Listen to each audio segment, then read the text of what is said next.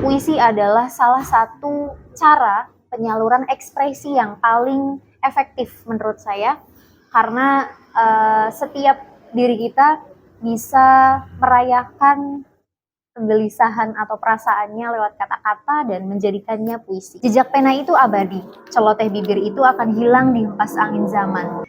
Assalamualaikum warahmatullahi wabarakatuh. Shalom, Om Swastiastu, Namo Buddhaya, salam kebajikan, salam sejahtera untuk kita semua. Teman-teman, kembali lagi dengan kami, Paham Perempuan. Paham Perempuan kali ini ingin melakukan ngaji bris, yang mana merayakan kecantikan kata, yakni merayakan Hari Puisi Nasional, tentunya di Indonesia.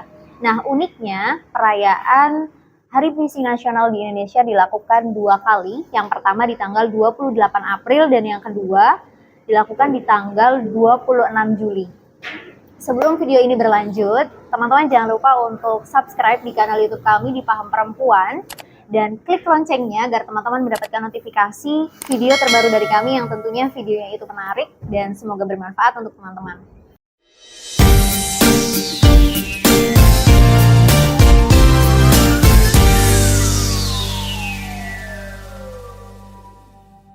Nah, kita hentarkan terlebih dahulu. Ada beberapa karya dari Buya Hussein Muhammad terkait puisi. Saya bacakan terlebih dahulu ya teman-teman. Puisi adalah misteri, ia menyimpan warna hati. Puisi adalah kode, ia menyembunyikan gelisah, rindu, tarian, dan pemberontakan di palung jiwa. Puisi adalah huruf-huruf mati, ia bicara bagai gumam. Puisi adalah simbol dari relung jiwa, hanya kesepakatan jiwalah yang bisa membuka simbol kata-kata itu. Rumi bilang, manakala gelisah dan cinta menyergapmu, maka setiap diri dari kita adalah sebagai penyair. Jejak pena itu abadi, celoteh bibir itu akan hilang di hempas angin zaman. Jadi, jangan ragu untuk menuliskan kata-kata lewat penamu atau lewat jempolmu melalui ketikan-ketikan dan menjadikan kata-kata itu sebagai salah satu karya yang bernamakan sebuah puisi. Nah, di sini teman-teman kita akan membahas beberapa poin terkait perayaan Hari Puisi Nasional. Yang pertama, puisi di era digital. Tentunya kita sudah merasakan dan sadar betul terkait perkembangan zaman saat ini dan kita masuk menjadi masyarakat digital atau era digital.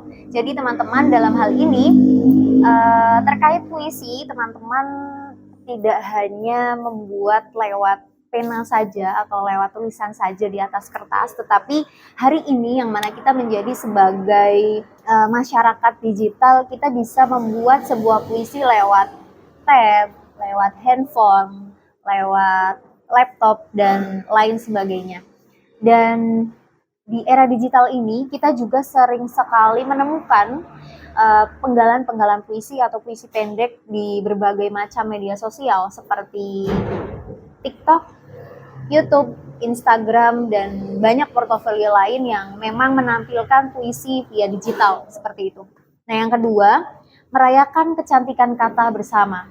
Di hari perayaan Puisi Nasional ini tentunya kita sama-sama melakukan refleksi kembali bagaimana caranya kita menyatukan kata lewat pena atau lewat jempol dan ketikan dari teman-teman tadi terkait bahasa puisi tadi, yang mana nantinya kita temukan multi bahasa yang tepat di era sekarang dan tentunya bisa berkumpul atau mengumpulkan para pembuat puisi di salah satu forum.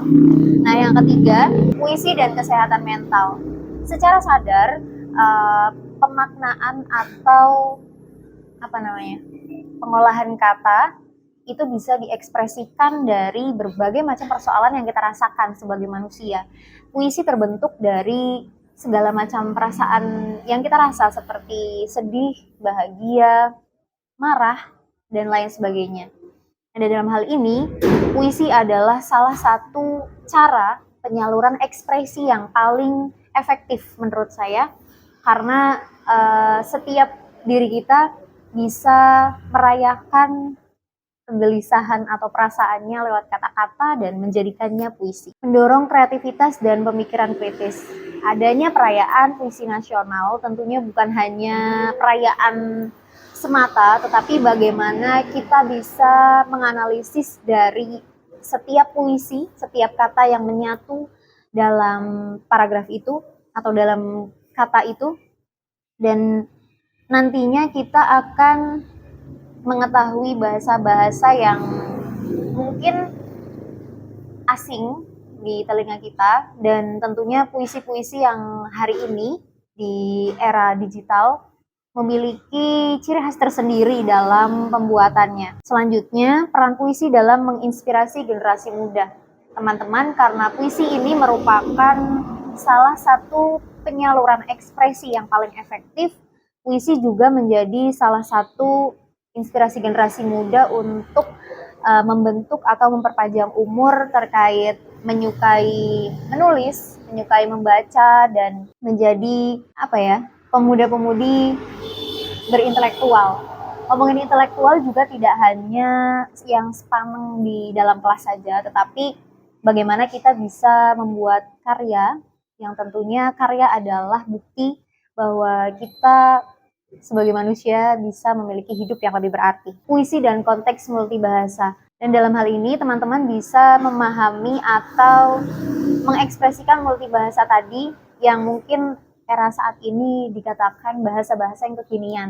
Nah, biasanya teman-teman juga menemui ya puisi-puisi yang konteksnya dia menggunakan kata-kata yang hiperbola atau agak lebay gitu. Tetapi dalam hal tersebut itu bukti bahwa penyaluran emosi dari setiap individu tadi dalam membuat puisi. Entah merasa gelisah, merasa sedih, merasa bahagia. Dan peran puisi dalam merespon tantangan global. Teman-teman, kita ketahui bersama bahwasanya terkait puisi itu banyak sekali penyair-penyair khususnya di Indonesia yang membuat puisi tidak hanya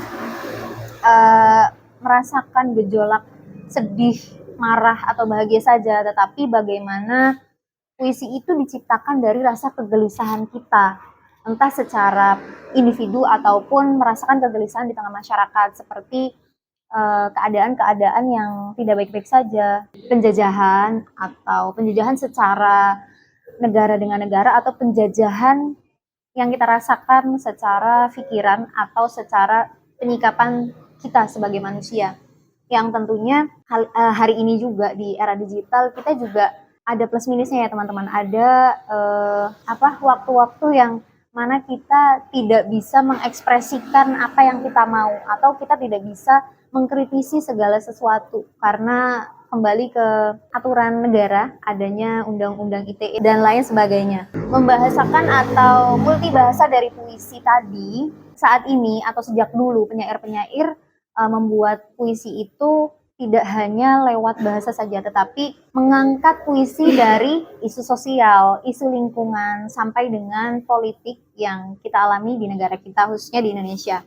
Dan di sini juga nanti di akhir akan saya bacakan beberapa puisi dari penyair. Dan yang terakhir mungkin puisi dan masa depan. Harapannya adalah puisi tidak hanya sebagai bentuk seni yang indah, tetapi juga sebagai kekuatan yang membawa perubahan dalam masyarakat ataupun dalam diri kita pribadi. Pendidikan puisi ini menjadi kunci untuk melestarikan kecintaan kita terhadap kata-kata.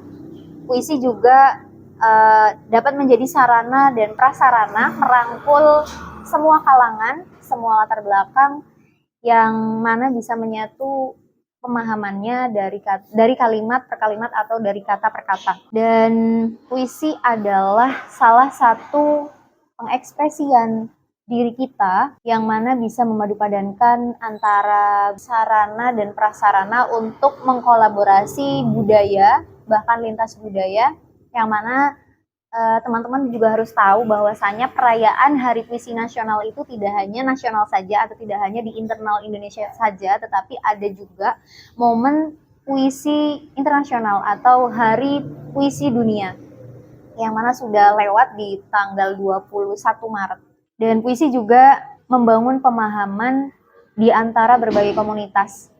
Kalau kita sudah menyimak atau melihat perkembangan penyair-penyair Indonesia ataupun penyair dunia, kita akan tahu bahwa pemikiran-pemikiran dari setiap orang itu sangat berbeda-beda dan bisa menjadi satu wadah ketika berkumpul dalam komunitas puisi. Selanjutnya akan saya bacakan beberapa puisi yang sudah diciptakan oleh beberapa penyair. Di sini ada judulnya Bahasa Impian. Dalam samar waktu, disisirnya kabut laku. Ia dengar gema tembang, sekejap kau menumbuh luput dari jerat mata. Ia lupa pada apa yang mesti disebut. Kelopak khayalnya mekar, seakan ia dalam bayang putih tubuhmu. Bayangmu dalam bahasa impian sempurna dalam kilau, dirapalnya dengan nyala arwah. Ada juga puisi yang berjudul Tubuh Sajak. Ditatapnya dari segenap kiblat tubuh sajaknya, sehabis dirias dengan bermacam aksesoris diksi yang dibeli di pasar bumi. Modis juga ya tubuh sajakku ini, pujinya sambil mengulum senyum. Sedikit narsis juga ya aku ternyata.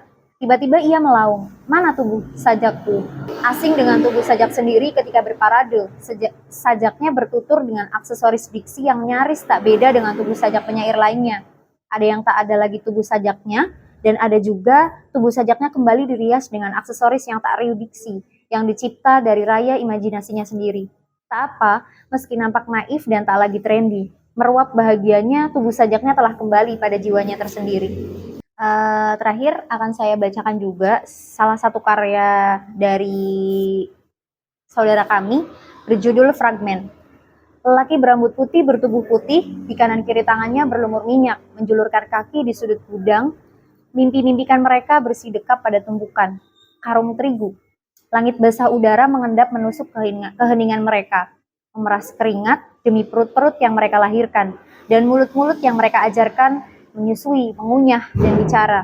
Sebelum fajar membuka pintu-pintu kehidupan anak-anak mereka.